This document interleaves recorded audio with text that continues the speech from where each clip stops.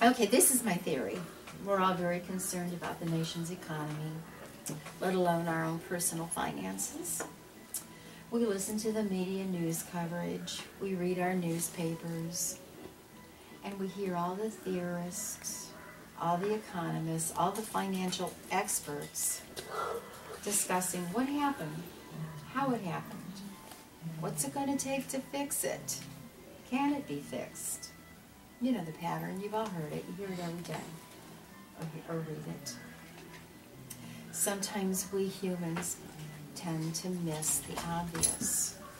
The obvious being that plastic carries no energy.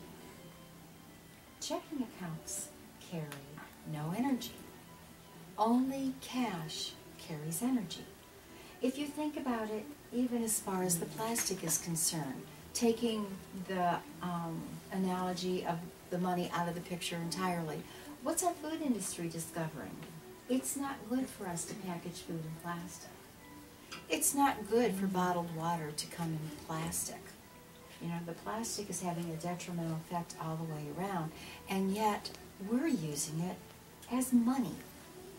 So it's not only does it not carry any energy, but it's kind of dead and toxic on different levels. I mean, it's not like it's going to poison us to have it in our hand, but toxic on different levels. And it's hard to believe, though it's why you're here today, to figure this out, that money is energy. Specifically, cash is a form of energy. I have this theory. Most people don't want to hear my theories, but I make them known anyway. We are all very concerned about our nation's economy, let alone our own personal finances right now. I mean, who's not looking at that like every day and either struggling with it or... Another thing, I believe this comes from Feng Shui, but I'm not absolutely sure. In Feng Shui, the number... This I'm absolutely sure about. In Feng Shui, the number 9 is a very sacred number. It represents completion and manifestation. This is the part that I'm not sure if it's Feng Shui or what, but it's very old and very traditional. You put 9 denominations of money into a red envelope and you place it under your front doormat.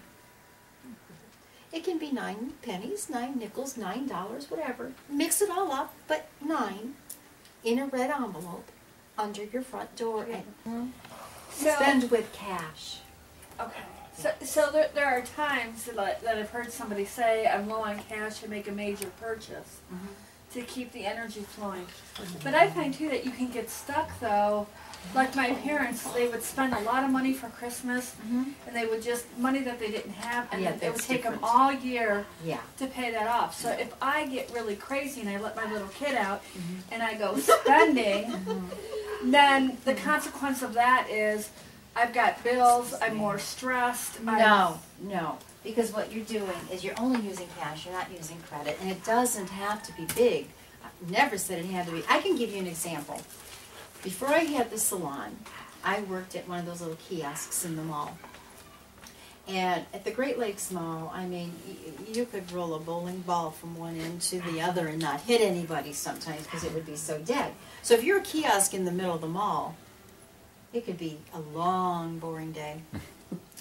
And we would have little trinkety items and hair products. That was my first introduction to wigs and hair pieces, you know. So I'd wait and think, well, I've got to get this energy started.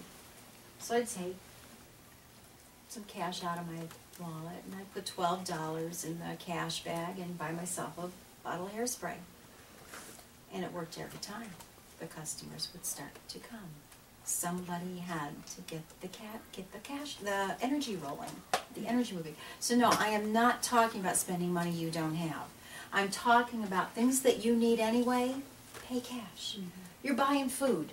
You're buying food anyway. Don't use your debit card. Pay cash. And you'll find too that you even spend less because this is the amount of cash you have on you. Where a debit card or a credit card, you're going to go a little crazy. So, no, and really try that change thing, because that is so fun. The whole the sparkles, and yeah.